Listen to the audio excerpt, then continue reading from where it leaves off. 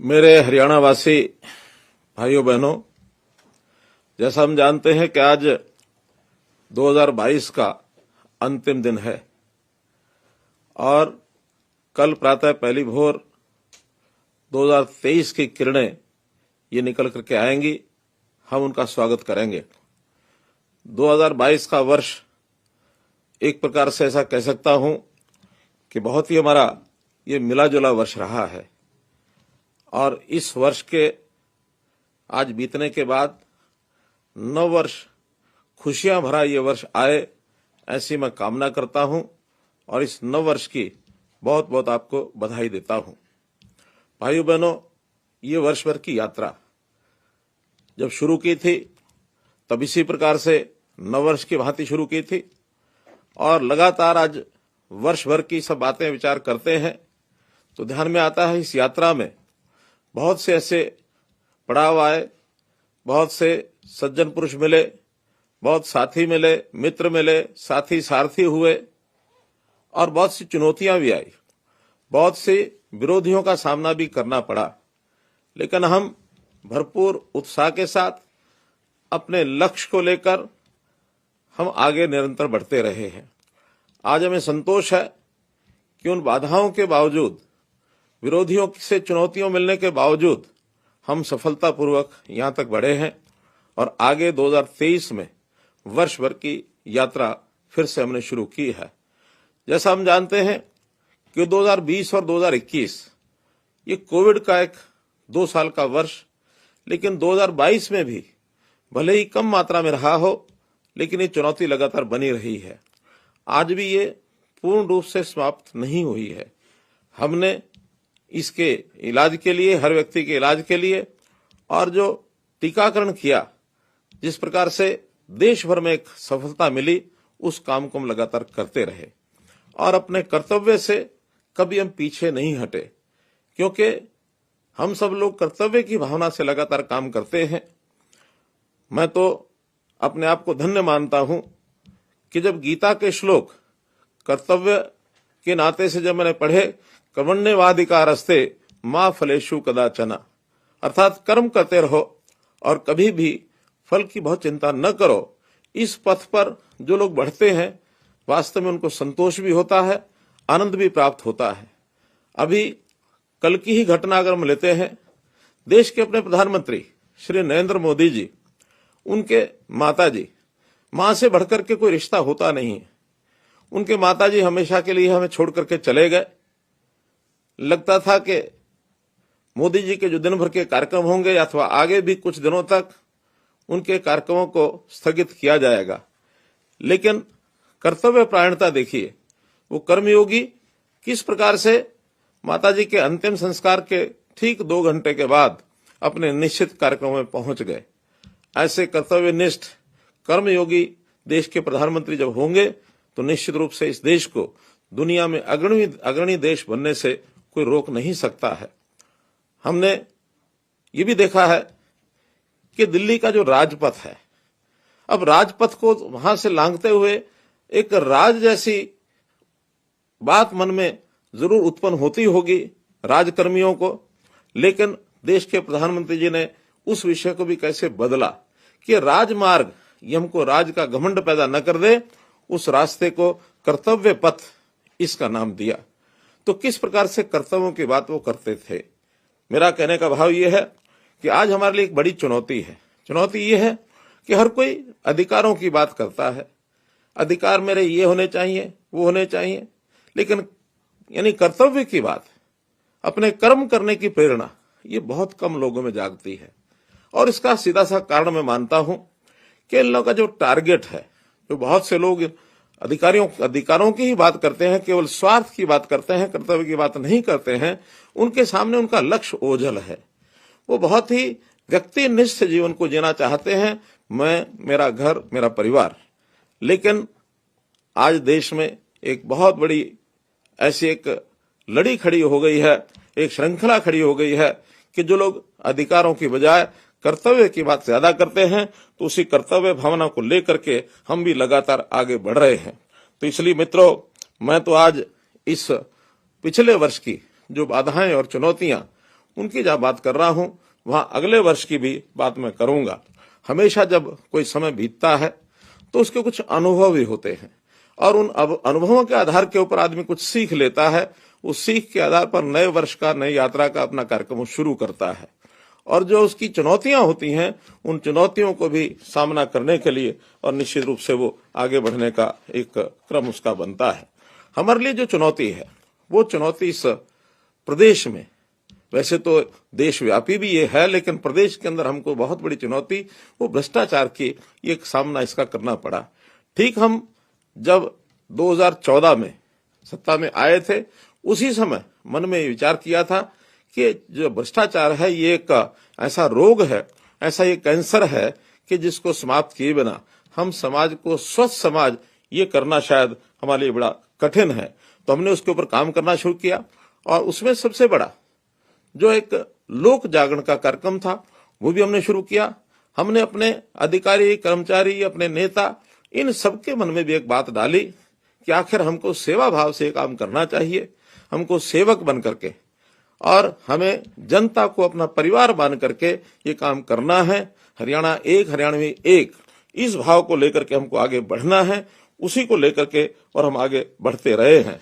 हमारे सामने चुनौती थी कि किस प्रकार से गरीब परिवारों का, उनका जीवन ये सुखी कैसे किया जाए।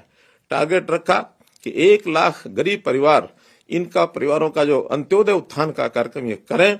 हमें उसमें सफलता मिली है, हम आगे बढ़ रहे हैं और धीरे धीरे व्यवस्था परिवर्तन के काम ये भी हमने उसके अंदर और आगे बढ़ाया है। उस व्यवस्था परिवर्तन से भी हम लोग इस भ्रष्टाचार की इस एक प्रकार से इस बीमारी से छुटकारा पाने के लिए हमको सफलता मिली है।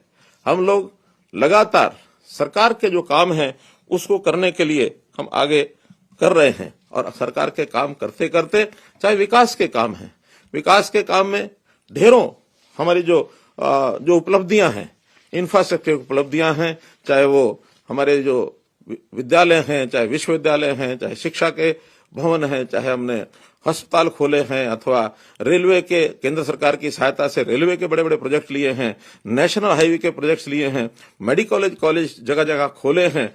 तो ये जितना भी इंफ्रास्ट्रक्चर है इसको हमने लगातार बढ़ाया है और केवल इतना मात्र ही नहीं, तो हमने इसके साथ साथ लोगों की जो सेवाएं हैं उन सेवाओं के लिए भी काम किया है।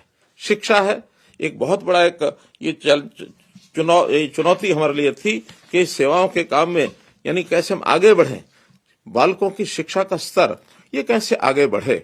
आपको ध्यान में होगा कि हरियाणा पहला प्रदेश है जिसने लगभग 7 लाख टेबलेट्स, यानी बच्चे को आईटी का उपयोग करके किस प्रकार वो अपनी पढ़ाई आगे कर सकता है, 7 लाख टेबलेट्स हमने बांटे हैं।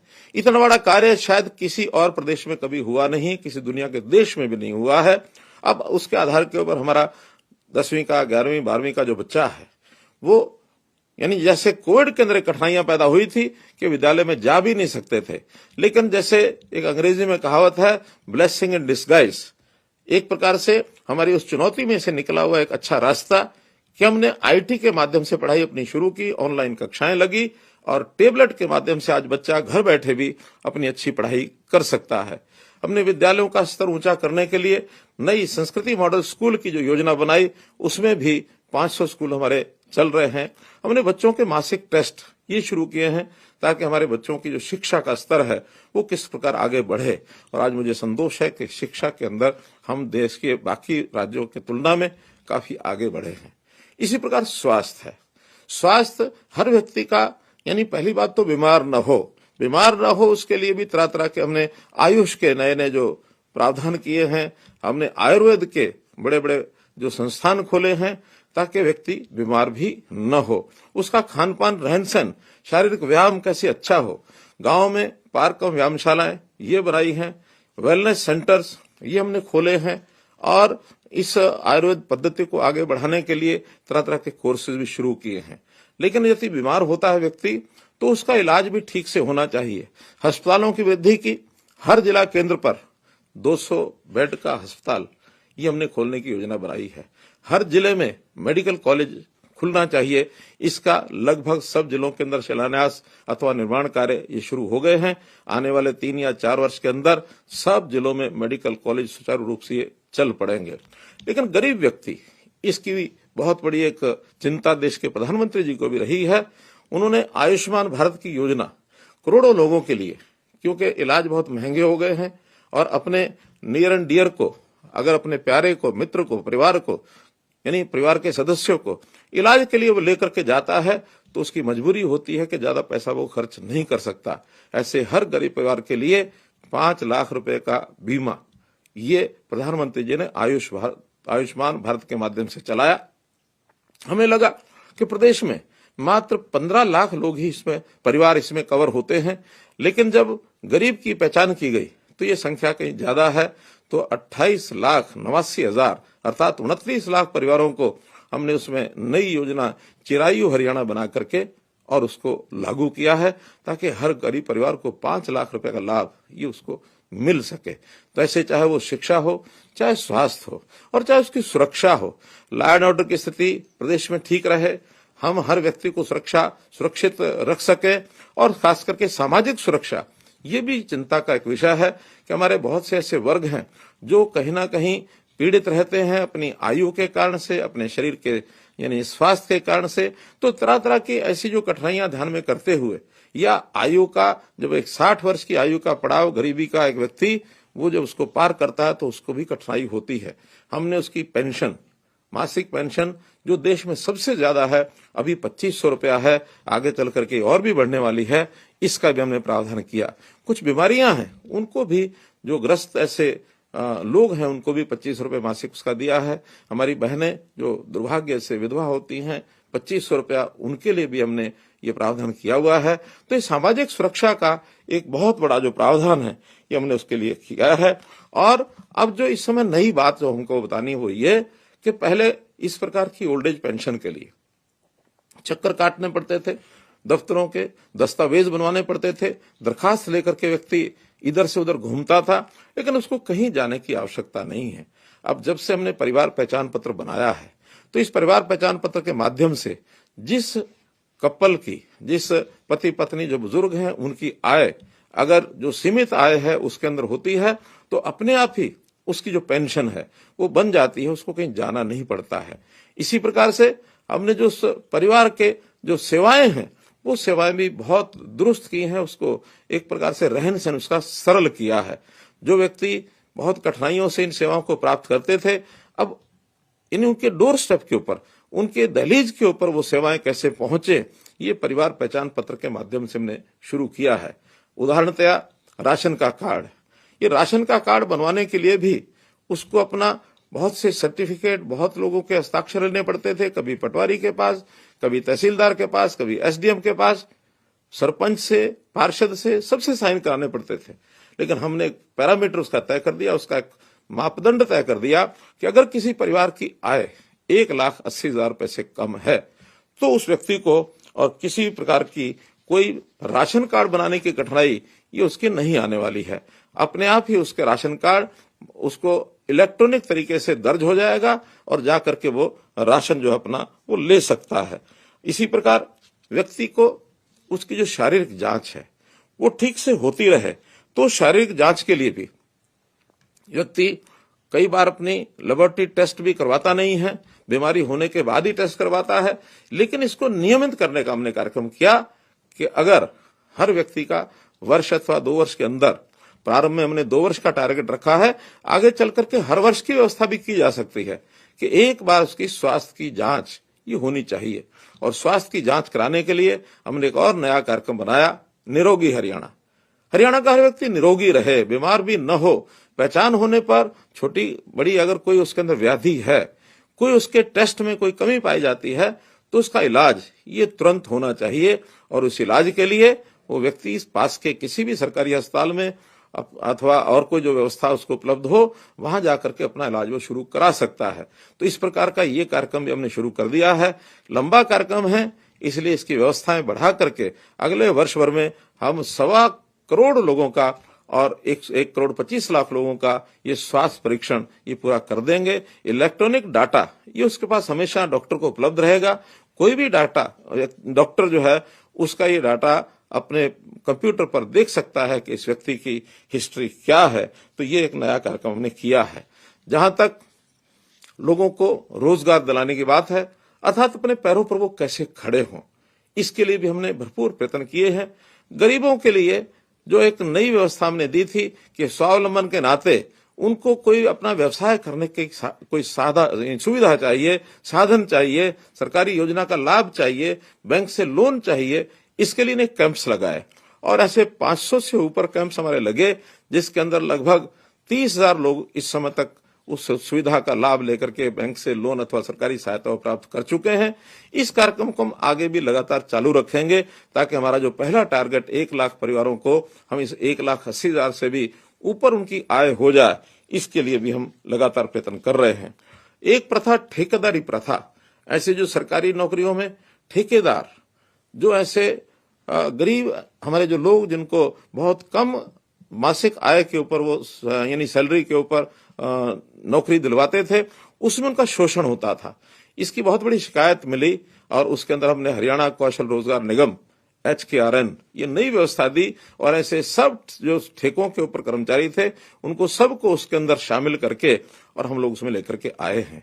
अर्थात उनको अब किसी प्रकार का शोषण उनका न हो, जो पैसा उनको मिलता है सीधा उनके बैंक के खाते में जाए और उनका PF प्रोविडेंट फंड ये भी कटे ताकि आगे चल करके उसका उपयोग वो लोग कर सकते हैं। ये सब हमने उसके अंदर किया है। हम लोग इस सारी चीजों के साथ साथ आगे बढ़ने के कार्यक्रम में बहुत से ऐसे जो नए काम हमने किए हैं, जिसको अगर मैं गिनाना चाहता हूं तो पूरे प्रदेश में जैसे 24 घंटे बिजली, कोई समय था ये सोच भी नहीं आती थी गांव के अंदर लोगों को कि 24 घंटे बिजली मिलेगी, लेकिन आज लगभग 85% से ज्यादा गांवों में हम 24 घंटे बिजली दे चुके हैं। ये पिछले साल का हमारा एक डाटा है। आज तो स्थिति ये भी हो गई है कि अगर कोई बेटी किसी की दूसरे गांव में शादी की बात जब चलती है तो वो बेटी पूछने लगती है कि पिताजी जिस गांव में मेरी शादी कर रहे हो वहां बिजली कितने घंटे आती है। ये बहुत खुशी की बात है, आनंद का विषय है कि परिवार मजबूरी में भी जो कठिनाइयां, जो कमियां उस गांव की हैं उनको दूर करने के लिए और विभाग के साथ तालमेल करके 24 घंटे बिजली और वहां दिलवाते हैं, लेकर के जाते हैं। हमने गांव-गांव का सड़कों का जाल ये पहले से बिछा रखा है और इसमें कोई गांव आज ऐसा नहीं है जहां वो सड़क नहीं है। हमने लगातार यानी एक प्रयत्न हमारा रहा है कि जो छोटी सरकारें हैं, गांव की सह सरकार है, पंचायत समिति है, पंचायत है अथवा जिला परिषद है, छोटे नगरों में नगर पालिकाएं हैं, नगर परिषदें हैं, नगर निगम हैं, इनको स्वायत्त कैसे किया जाए और स्वायत्त करने के लिए इनकी शक्तियां कैसे बढ़ाई जाए, लगातार इस ओर हमारा ध्यान है। इनके जितने भी पैसे हैं, जो राशि है, चाहे वो केंद्र का सेंट्रल फाइनेंस कमीशन की तरफ से अथवा प्रदेश का स्टेट फाइनेंस कमीशन की तरफ से, जो पैसा पूरा उनको कभी मिलता नहीं था, अब हमने नियमित तौर पर उनको देना शुरू किया है। वहां के कर्मचारियों को पूरा यानी साल उनकी जो तनख्वाह है, उनकी जो आय यानी इनकम है, वो लगातार उनकी बनी रहे। कोई कर्मचारी ऐसा गांव का नहीं कह सकता कि जिसकी समय के ऊपर और उसकी सैलरी तनख्वाह उसको नहीं मिलती है, सबको समय पर मिलती है। विकास के कामों के अधिकार भी, जो पैसा उन सरकारी जो हमारी सरकारें हैं, छोटी सरकारें, उनका अपना जितना भी पैसा है या अथवा ग्रांट उनको मिलती है, उस पैसे को खर्चने का अधिकार केवल उनको अपने को मिल गया है। इतना ही है उसमें कि हर चीज पारदर्शी तरीके से होनी चाहिए, गांव के लोगों की जानकारी में होनी चाहिए और इलेक्ट्रॉनिक तरीके से जिस प्रकार से काम का आवंटन आज अब हरियाणा इंजीनियरिंग वर्क्स पोर्टल पर किया जाता है, सब लोगों को उसको अवसर मिलता है, कोई भी काम करने के लिए आ जाए और काम करके अच्छी गुणवत्ता का काम, कम पैसे का काम, बिना भ्रष्टाचार के किया हुआ काम और कम समय में काम, ये सब बातें लागू करने के लिए और इस इंजीनियरिंग वर्क्स पोर्टल का हम जो उपयोग कर रहे हैं, इससे बहुत बड़ा लाभ एक उन पंचायतों को भी होता है, कम पैसे में अधिक काम हो सके, इस प्रकार का हम काम करते हैं। हमने पर्यावरण के नाते, पर्यावरण की सुरक्षा आज बहुत जरूरी है। कुछ चीजें ऐसी हैं जो आज के समय के लिए नहीं, हम आगे आने वाली पीढ़ियों के लिए भी ध्यान रखें कि जो पीढ़ियां आगे आएंगी उनको भी लगे कि हमारे पूर्वजों ने हमारे लिए कुछ अच्छा किया है। हमारे तालाब बहुत अच्छे होते थे, स्वच्छ पानी के होते थे, लेकिन आज वो ओवरफ्लो हो गए हैं, प्रदूषित हो गए हैं और उन गांव के अंदर उन पानी का जो उपयोग होता था वो उपयोग होना भी बंद हो गया है। हरियाणा में एक तालाब अथॉरिटी हमने बनाई और 18,000 तालाब उनको दिए हैं। अभी अगले वर्ष के अंदर लगभग 3,500 तालाब जो हैं इनके ऊपर कुछ काम शुरू हो चुके हैं, कुछ काम पूरे भी हो गए हैं, कुछ आगे मार्च तक शुरू होने वाले हैं। तो इतनी बड़ी जो बहुत बड़े बड़े तालाब हैं उनका काम शीघ्र शुरू हो जाएगा। बाद में छोटे तालाब की बारी लेकर के लंबा काम है, बहुत बड़े पैसे के खर्च का काम है, लेकिन हमारा संकल्प है कि इन सब तालाबों को हम ठीक करेंगे। पर्यावरण जो है वो सुरक्षित रहना चाहिए। पर्यावरण में आज हमारे यहाँ जो एयर क्वालिटी इंडेक्स है, जो वायुमंडल के अंदर जिस प्रकार का प्रदूषण है, उस प्रदूषण को समाप्त करने के लिए हम नई नई योजनाएं बना रहे हैं। गाड़ियां जो धुआं छोड़ती हैं, धुआं छोड़ने वाली गाड़ी अर्थात 10 साल की जो डीजल की गाड़ी, 10 साल की पेट्रोल की गाड़ी, 15 साल की डीजल की गाड़ी एनसीआर एरिया में तो उसको चलाना बंद कर दिया है। बाहर भी यदि चलाएंगे तो उसके लिए भी कुछ हमने मापदंड रखे हैं ताकि उस गाड़ी को छोड़कर आदमी जो है नई गाड़ी, नए समय की गाड़ी उसका चलाए। और सीएनजी पीएनजी की उपलब्धता करा करके गैस आधारित ये गाड़ियां चलनी चाहिए। पुरानी गाड़ियों को भी पूरा पैसा उसका जो कबाड़ का भी मिलेगा, उसका भी उपयोग हम जो है बड़ी बड़ी फैक्ट्रियां लगा करके उसकी रीमेटलिंग उसको करके रीयूज करने के नाते और स्क्रैप की उसकी जो व्यवस्था हमने की है वो भी एक ऐसा पग है जिसके कारण से और प्रदूषण जो है वो कम होगा।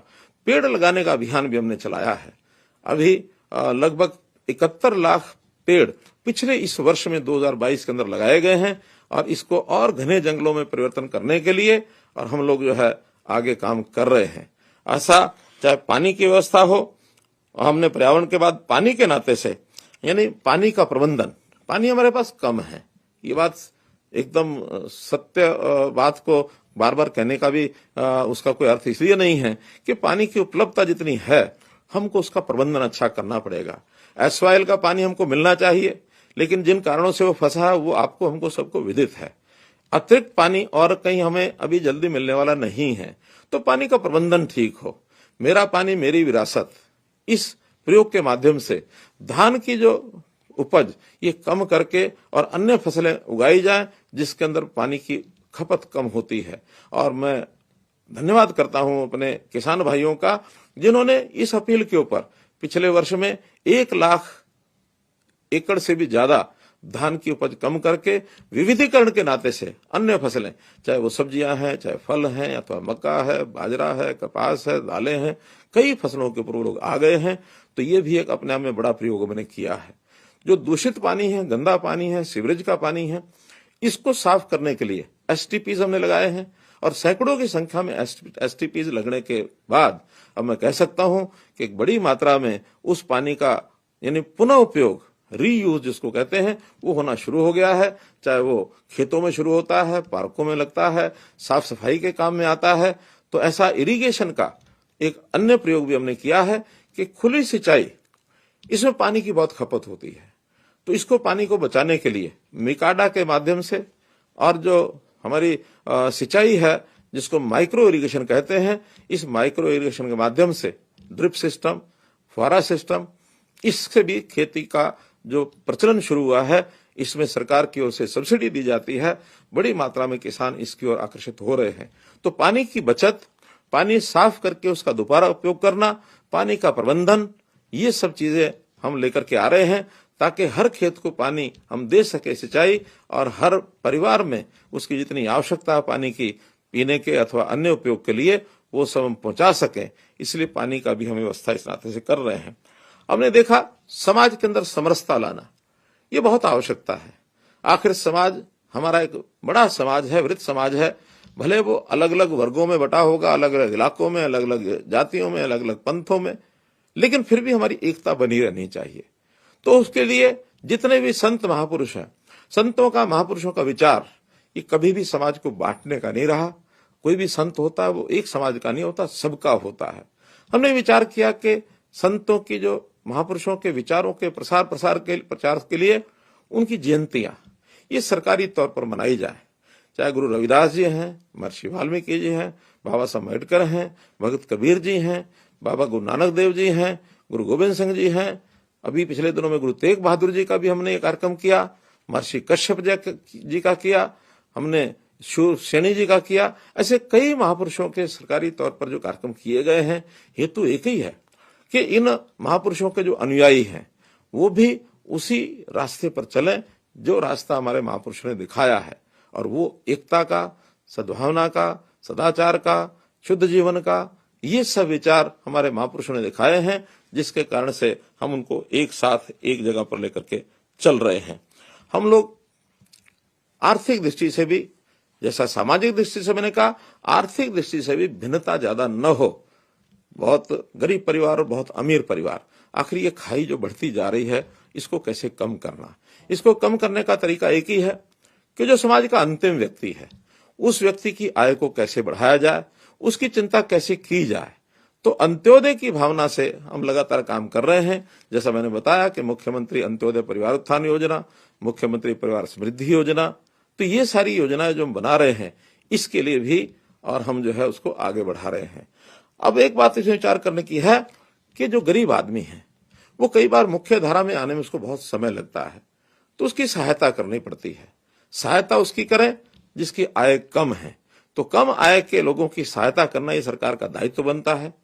और जो मध्यम आय के लोग हैं, जो अपने पैरों पर अपने आप चला सकते हैं, उनसे न कुछ देना होता न लेना होता है। जो गरीब परिवार हैं, सरकार का दायित्व उनको कुछ दिया जाए। मध्यम परिवार के जो लोग हैं, उनसे न दिया जाए न लिया जाए। और जो उच्च कोटि के, ऐसे उच्च आय वर्ग के लोग होते हैं, उनसे सरकार की योजना होती है कुछ लिया जाए। तो किसी से लेना है, किसी को देना है, कुल मिलाकर ये लेने देने का जो हिसाब है, इसको बराबर रखना होता है। आपको मालूम है कि वर्ष में सरकार के पास एक समय आता है जब कुछ लोगों से लिया है, कुछ लोगों को दिया है, और कुछ विकास के कामों में पैसा लगा है। ये सब मिलाकर और हम लोग उसका एक बजट बनाते हैं, हिसाब किताब बनाते हैं। संयोग से मैं चूंकि वित्त मंत्री भी हूं, तो वित्त मंत्री होने के नाते से ये बजट बनाने का काम 3 वर्ष पहले भी मैंने किया है। इस वर्ष भी मेरी ओर ये दायित्व आया है। अब जनवरी महीने के बाद ये जो बजट बनाने का काम शुरू हो जाएगा, तो उस बजट का आदर्श बजट यही है कि जितना हमारे पास आ रहा है उतना खर्च किया जाए। लेकिन हम देखते हैं कि खर्च ज्यादा होता है विकास के कार्यों में अथवा सेवाओं के अंदर। जब खर्च ज्यादा होता है, आय कम होती है, तो उस समय कुछ कर्ज भी लेना होता है। अब समस्या आती है, कठिनाई आती है विपक्ष की ओर से। विपक्ष जब कभी किसी को लेना होता है तो तब कहते हैं नहीं, इसे नहीं लेना चाहिए, और किसी को देना होता है तो कहते हैं कम दिया जा रहा है और दिया जाए। तो ज्यादा दिया जाए, कम लिया जाए तो कर्ज बढ़ेगा, और जब कर्ज लिया जाए तो विपक्ष चिल्लाता है कि नहीं, कर्ज बहुत बढ़ गया है, कर्ज बहुत बढ़ गया है। तो मित्रों, भाइयों बहनों, दोनों चीजें तो नहीं चल सकती। या तो इसका संतुलन बैठाना पड़ेगा, जिनको देना है तो आएगा कहां से, ये भी विपक्ष को विचार करना चाहिए, सबको विचार करना चाहिए। और जहां से आया है वो जितना भी ज्यादा आ सकता है, उसको ज्यादा खर्च करके हिसाब उसको बराबर रखा जाए। जो कमी पूर्ति है उसका कर्ज, जो हमें एक प्रकार से संवैधानिक तौर तरीकों से या हमारे रिजर्व बैंक ऑफ इंडिया से या भारत सरकार के नियमों से जितना हमें अलाउ है उतना हम लेते हैं, उससे ज्यादा कभी लेते नहीं है। अभी भी हमारा प्रदेश, हरियाणा प्रदेश, इस मामले में आसपास के बाकी सब प्रदेशों से बहुत अच्छी स्थिति में है। हम इसका संतुलन जो है वो बना करके रखते हैं। तो इस नाते से इस विषय पर भी हमको एक विचार करके आगे जरूर बढ़ना होता है, जिसको हम बढ़ रहे हैं। अब इन सब चीजों को ठीक करने के लिए हम लोगों ने व्यवस्था परिवर्तन के बहुत काम किए हैं, और इस व्यवस्था परिवर्तन का मुख्य उद्देश्य यही रहा है कि किस प्रकार से भ्रष्टाचार को समाप्त किया जाए, लोगों को घर बैठे कैसी सहायता मिले, हैप्पीनेस इंडेक्स उनका कैसे बढ़े, ईज ऑफ लिविंग इनका कैसे आगे बढ़े। तो इसके लिए आम आदमी इसकी सराहना कर रहा है। जितने हमने काम चलाए हैं, कार्यक्रम किए हैं, चाहे वो गांव में स्वामित्व योजना ये हमने चलाई है, चाहे वो अभी परिवार पहचान पत्र की ये सारी जो चीजें चल रही हैं, इसी प्रकार से सेवा का अधिकार ये हमने जनता को दिया है कि एक निश्चित समय में उसको सेवा मिलनी चाहिए। हमारे सेवा के अधिकार का जो कमीशन है वो इसकी चिंता करता है कि निश्चित समय पर यदि उनको पैसा, उनको सेवाएं नहीं मिलती तो उनके खिलाफ कार्रवाई भी की जाती है। मेरी फसल मेरा ब्यौरा ये कार्यक्रम भी हमने चलाया है। इसके अंतर्गत भी किसानों को और पैसा जो उनको घर में मिलता है, डीबीटी स्कीम के माध्यम से 25,000 करोड़ रुपया हर वर्ष यानी किसानों के खातों में ये पहुंचता है फसल का। तो इस प्रकार से इस सारे सिस्टम को आगे बढ़ा रहे हैं। अब ये सारा विषय जो आगे बढ़ा रहे हैं, इसके अंदर बहुत जो उपयोगी हमारा साधन वो है परिवार पहचान पत्र का। ये परिवार पहचान पत्र ऐसा एक कंसेप्ट है, ऐसी एक विधि है जिसको हमने ही लागू किया है और देश और दुनिया में इसको बहुत लोग सराहना मिल रही है।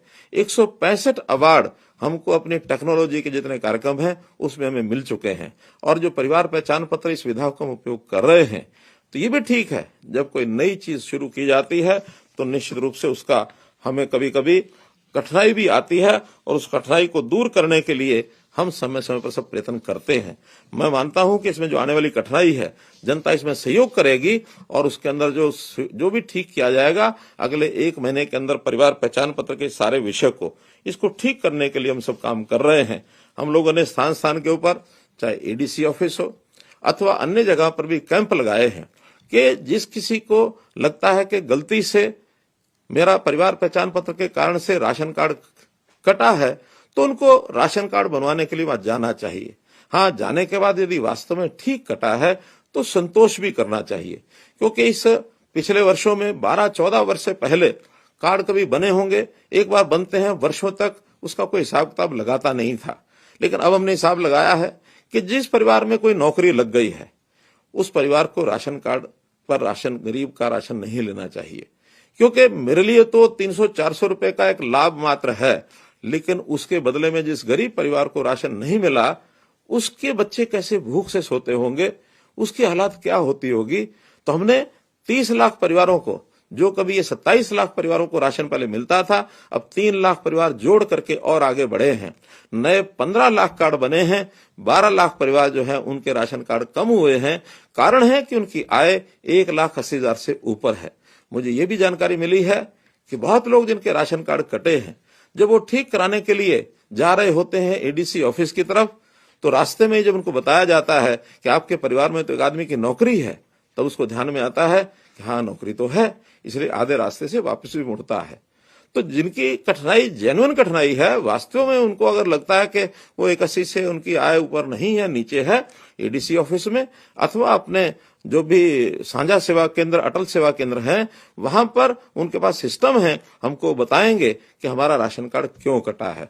गलत कटा है तो एडीसी ऑफिस में जाने के बाद अगले 1 महीने के अंदर सबके राशन कार्ड बनवा दिए जाएंगे जिनके गलत कटे हैं। हाँ, एक आश्वासन और देता हूं, बल्कि एक सरकार के अधिकारियों पर भी हम जुर्माना लगाएंगे कि अगर किसी का कार्ड गलत कट गया है, उसकी आय 80 से नीचे है और कार्ड कटा है, तो जनवरी के महीने में ही आखिरी जनवरी तक उसको डबल राशन दिया जाएगा। अगर वो 20 किलो का हकदार है तो इस जनवरी के महीने में उसको 40 किलो राशन देने की और हम निर्देश उनको देंगे।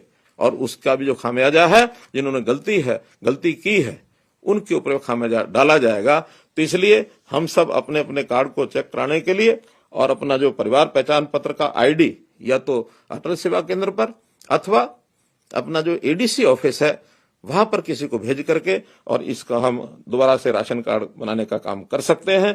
क्योंकि स्वाभाविक है, जब 30 लाख कार्डों का उथल पुथल हुआ है, अगर 1% भी उसके अंदर गलतियां हुई हो तो 30,000 परिवारों की गलतियां हो सकती हैं, जो कि जिले में 1000 लोगों से भी ऊपर बैठता है।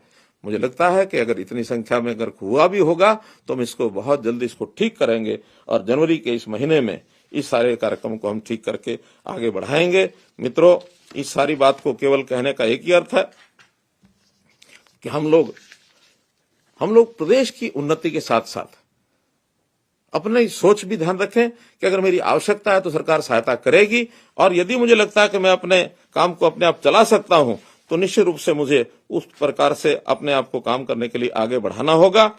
हम लोग लगातार इन चीजों पर ध्यान बनाए हैं कि जो भी कोई कठिनाई हमको ध्यान में आती है या जो भी कोई सुझाव आपसे हमको मिलेगा, उस सुझाव का हम ध्यान करके आगे बढ़ेंगे। हाँ, विपक्ष हमारे ऊपर जो कटाक्ष बार बार करता है उससे भी मैं सचेत करना चाहूंगा कि हमेशा ही विपक्ष कहते हैं कि नई व्यवस्थाएं ये खराब हैं, गलत हैं। आपको लगता है कि व्यवस्थाएं ठीक हैं तो उसका जवाब आपको देना चाहिए। बहुत लोगों के घर बैठे नौकरी लगी है, बहुत लोगों को कहीं किसी दफ्तर में जाना नहीं पड़ा है, और आगे भी हम इन चीजों को बढ़ाने वाले हैं। इनका कहना है कि हम परिवार पहचान पत्र को खत्म कर देंगे, इनका कहना है कि हम आएंगे तो मेरिट वेरिट को खत्म कर देंगे। तो ये सारी व्यवस्थाओं को खत्म करने से कितना दूभर व्यवस्था हो जाएगी, क्योंकि इनके साथ जो लोग लगे हैं उनके जो स्वार्थ पहले पूरे होते थे, अब स्वाभाविक है इन व्यवस्थाओं से उनको आगे बढ़ने के लिए, अपना स्वार्थ पूरा करने के लिए कोई स्थान बचा नहीं है। जब ये नहीं बचा है तो स्वाभाविक उनकी जो तकलीफ है उनको होगी ही। तो मैं इन सब विषयों को लेकर के आपसे यही निवेदन करता हूं कि पिछले वर्ष में 2022 में जो उपलब्धियां हमारी हैं उसके ऊपर आप लोग जरूर विचार करें। सुझाव आपकी ओर से आएंगे, हम उसका जरूर आप मेरे पास किसी भी तरीके से भेजेंगे और अच्छे सुझाव जो होंगे उसका पालन करेंगे, उसको आगे बढ़ाएंगे और इन उपलब्धियों के आधार पर, इन अनुभवों के आधार पर अगला 2023 का वर्ष, ये 2023 का वर्ष और कैसे सुखी हो इसकी भी हम जरूर चिंता करेंगे। अब 2023 के वर्ष में बहुत से हमको ये काम करने हैं और उन कामों के अंदर जैसे भर्तियां हैं, ग्रुप बी और ग्रुप सी और डी की भर्तियां, ये सीट यानी सीईटी के माध्यम से, कॉमन एलिजिबिलिटी टेस्ट के माध्यम से हम करेंगे। हमें किसी की भी स्वार्थ पूरे करने की आवश्यकता नहीं है। हम इन सेवाओं को कैसे आपके घर पर पहुंचाए इसका करेंगे। किसान बंधु जो अपनी जमीन को लेते हैं उनके डिजिटल रिकॉर्ड, इनको हम ठीक करेंगे, इसमें भी किसी प्रकार की कठिनाई नहीं आने देंगे। स्वास्थ्य सेवाएं ये आपके घर तक कैसे पहुंचे, इसको अधिक से अधिक कैसे बनाएं, ये हम पूरा करेंगे। रोजगार के नाते अधिक से अधिक लोगों को रोजगार कैसे मिले, 1 लाख नौजवानों को हम विदेश भेजने की भी तैयारी कर रहे हैं ताकि उनको विदेश भेजा जाए। और किस प्रकार से जिसकी स्किलिंग, जिसका हुनर उसकी आवश्यकता है, उसका भी विकास हम करेंगे। तो इस रोड मैप के ऊपर हम लोग चल रहे हैं।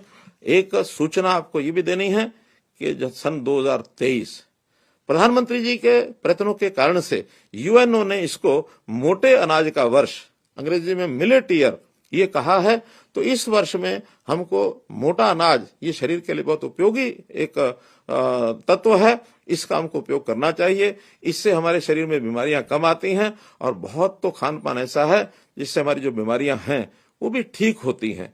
तो इस मिलेट ईयर के नाते से अपने घरों में जो बाजरा है, चाहे उसमें और जो अनाज हमारे हैं उनका उपयोग करके और हम इसका एक प्रकार से मिलेट ईयर का एक वर्ष ये मनाएं और हम लोग इस विषय को आगे बढ़ाते हुए वर्ष में, आने वाले वर्ष में हम कैसे और ज्यादा मेहनत से काम कर सकें, ये संकल्प भी मुझे लेना है। पहले भी आपके साथ चल करके हम लोग आगे बढ़े हैं, अभी भी इस यात्रा को आपको साथ लेकर के आगे बढ़ेंगे। मोदी जी ने कहा था सबका साथ सबका विकास, तो इस बात को लेकर हम सब मिलकर प्रदेश के हित में सोचें और कैसे हम अपने स्वार्थ को छोड़कर अपने छोटे दायरे से ऊपर उठकर विचार करके सबके साथ सबके विकास में सबका प्रयास और सबके लिए काम करते हुए आगे बढ़ें। यही आपसे निवेदन करते हुए पुनः आने वाला नववर्ष 2023 आप सबके लिए बहुत बहुत मंगल हो, बहुत बहुत शुभ हो। मेरी ओर से आपको बहुत बहुत बधाई, बहुत बहुत शुभकामना।